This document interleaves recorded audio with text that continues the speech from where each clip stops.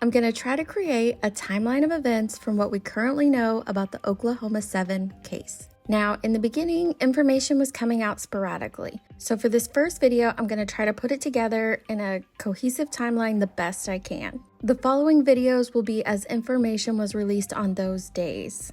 In the early evening hours of Saturday, April 29th, Ivy Webster and Brittany Brewer were picked up to attend a sleepover at their friend Tiffany Guess's house for the weekend.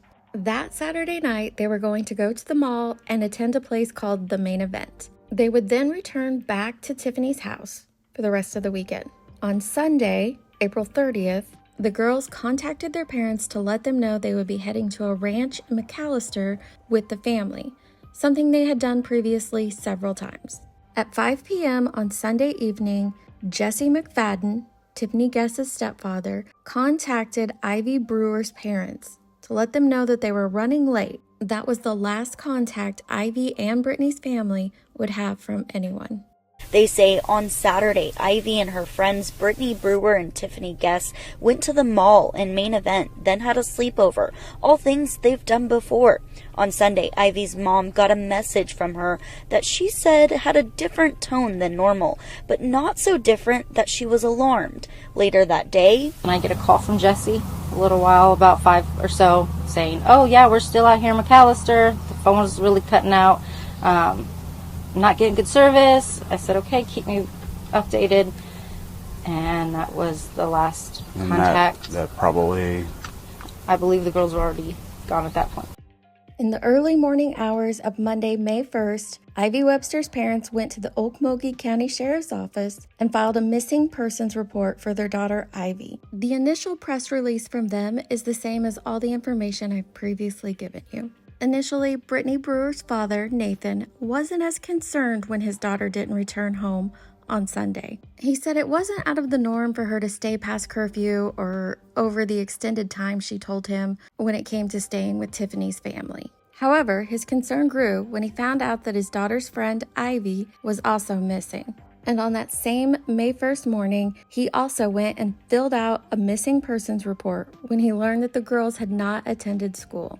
Officials quickly developed information that led them to believe that the girls may have been with Jesse McFadden. With that new information, at 10:24 a.m., the Oklahoma Highway Patrol put out an endangered missing advisory. It was released that the girls were last seen on Monday at 1:22 a.m. at an unspecified address in Henrietta. They were believed to have been with McFadden in his white Chevy Avalanche. At that time, authorities chose not to give any details into why the girls would have been with McFadden.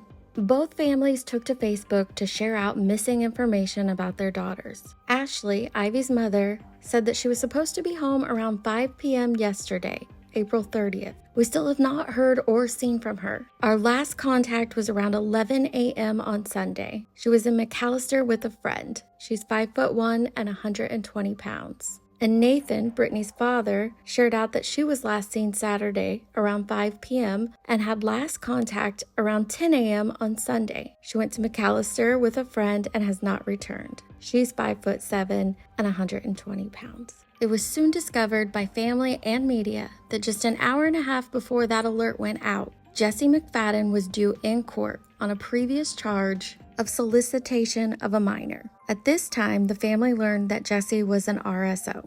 Law enforcement visited the home of Jesse McFadden, in part due to the missing alerts, but also because of the bench warrant. No one answered the door. Local media followed them to the property, and when they decided to put up a drone to get some footage, they spotted a white Chevy Avalanche just across the street from the property, tucked behind some trees. Authorities returned for the second time. They pored over the drone footage and waited for search warrants.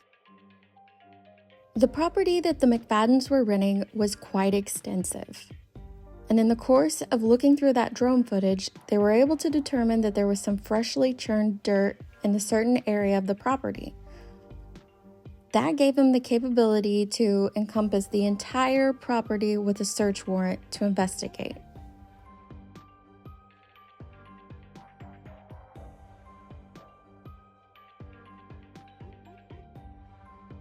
Oklahoma's 2 News anchor, Aaron Christie, talked to the homeowner of the property where the avalanche was found. and he told her that he had talked to McFadden on Saturday and said McFadden asked to park there because he was hiding it from a family member.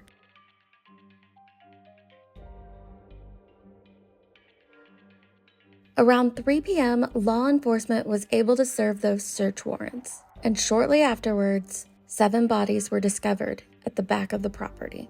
Around 6 p.m., Okmulgee County Sheriff Eddie Rice gave this update. All right. What time was it? Jesus. Sorry, Lee. So we're letting you know we're live on 6 right now. We're live. Approximately at 1500 hours, we arrived out here with a search warrant. We've searched the property and we've located 7 bodies that we are in the process of trying to get the ME to be able to confirm identities of these individuals that were found. We're not going to discuss any of the facts of the case or anything like that, but we are no longer looking. We believe to have found everything that we were seeking this morning. Our hearts go out to the families and friends, schoolmates, and everyone else, and it's just a tragedy in Okmulgee County. Can you tell us where they were found on the property? We're not going to disclose anything, but, we've been tramping around, so. And Okmulgee County Sheriff Rice, when you say you found everything that you're looking for, are you insinuating that we're no longer looking for these juveniles? We believe that we have found the persons. We just are waiting for confirmation. So all the missing people? Yes. Does that include McFadden? Does that include McFadden? Yes. But again, we cannot confirm anybody until the ME's office comes back and confirms all of them. So, Sheriff, do you have any idea what led to this? we have no idea at this time. We're still conducting an investigation. We're still following up the leads, still doing everything that we can just in case there's something that is left open. We don't want to miss anything, so everybody's still actively going. I want to thank the Violent Crime Task Force, the DA's office, Sheriff's Department, Henrietta PD, Okmulgee PD, OSBI, and all the other entities that come out here and assisting with this. So again, it's a tragic day in Okmulgee County again, and we just ask that you pray for the families. At this point, are these deaths considered foul play? Any unattended death is foul play. So again, we don't want to speculate. We're just going to wait until we find out what all the facts are and everybody's identified. Is there any wounds on these bodies that we can... We can't go into any of that at this time. OSBI is going to be a spokesperson after this point, after this notification that I'm doing now, and then he will reach out to the media. Would you consider this a homicide investigation? Yes, any unattended death is a homicide. Sheriff, was the brake finding this vehicle over here across the road? No, sir. Or was it, you got a search warrant to go in here? Yes. Was that when had you discovered anything before this? You got a search warrant, went over there and looked? We had to wait on the search warrant to go and look. We follow the statutes around here, so just covering our basis and going in proper like we're supposed to. Have any weapons been recovered? Okay. We're not going to discuss any of the details. We're just sticking to, what we have right now. What was your knowledge of? Sir? Have the families been notified? Yes, or we wouldn't be doing the notification to y'all. But the families have been notified. Sheriff, can you talk about who else was involved? When initially we were looking for 4 to 5 people. Were there other people reported missing? Nobody was reported missing. There were other family members related to the one family. Can you say how many of these 7 are juveniles? No, I can't at this time. There's no ongoing threat to the public. Everything's contained right here. That is correct, sir. We believe that there's no other threat to the community, and we will notify if we believe that anything else has changed that. Sheriff, can you talk about the impact this has obviously on you as a community member, on your agency, on your deputies? The families first, our community second. My guys third. and I'm the last person that needs to be worried about. So, Sheriff, you've been sheriff here in Oklahoman County for decades. I mean, has this county ever seen anything like this? not this magnitude, no. We've had our share of troubles and woes, but this one's pretty bad. So. Did you know about Jesse McFadden prior to any involvement today at this property? Not going to get into any details. I mean, there's facts out there. You can back those up 100% if you need to. We'll share more in the future, but there was nothing that alarmed us. I mean, so. How will your office and the community, come together for something like this? Talk about the days ahead, any type of... Our guys won't be done for a week. There's just still a lot to do, so our days are surrounded with typing and warrants and following through, and they won't get to think about things for a while. Is there any idea as to how long these bodies have been on the property? No. They haven't been missing for long, eh? So, anyway, I want to thank y'all very much for coming out. I appreciate y'all respecting the family. And please, still be respectful. They have a lot of grieving. Thank y'all. Thank you. After they were notified, Ivy Webster's family gave this interview with media. And I don't even know what we're supposed to do next. I don't even know if we're going to bury our daughter. The Webster family, grieving the loss of Ivy Webster, visited the scene just a mile away from their home.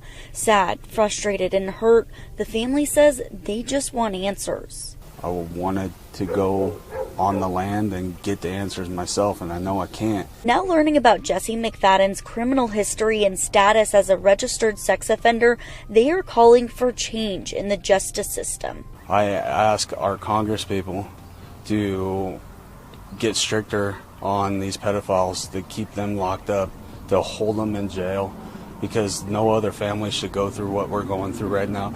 The Websters tell me they believe McFadden planned this and say it could have been worse, as he supposedly invited more of the teen's friends over. So for parents everywhere now worried about something similar happening to their family, the Websters have a message. Don't trust anybody. Look up everything you possibly can and everybody around you, where your kids are going to be around. For those remembering Ivy, these grieving parents say they want people to think about the kind heart she had and how she went out of her way to make others happy. At 7 p.m. that night, the Henrietta High School held a vigil for the two girls.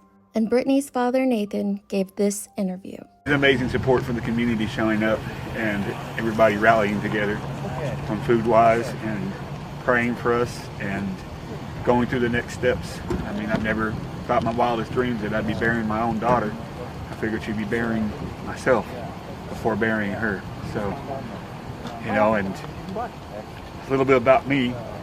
I grew up just a few blocks from Amber Hagerman's, when she passed away back in the early 90s, that started the whole Amber Alert system. So this is really hitting home to me because I was right there, 9 years old, and she was 4. I knew who she was. I didn't play with her or associate with her, but I knew who she was because she just lived a few blocks from my house. So, and then now my daughter going through this is just over. That concluded May 1st. It's also worth mentioning that law enforcement did not confirm at all any of the identities that day, although it was very easy to piece together. I tried to stick with the timeline with this video, but future videos, like I said at the beginning, are going to be based off of when that information was released on that day. And I might combine a few days, it just depends on how much information was released on what day. That's all for this one, guys. I'll see you on the next one. Love, love.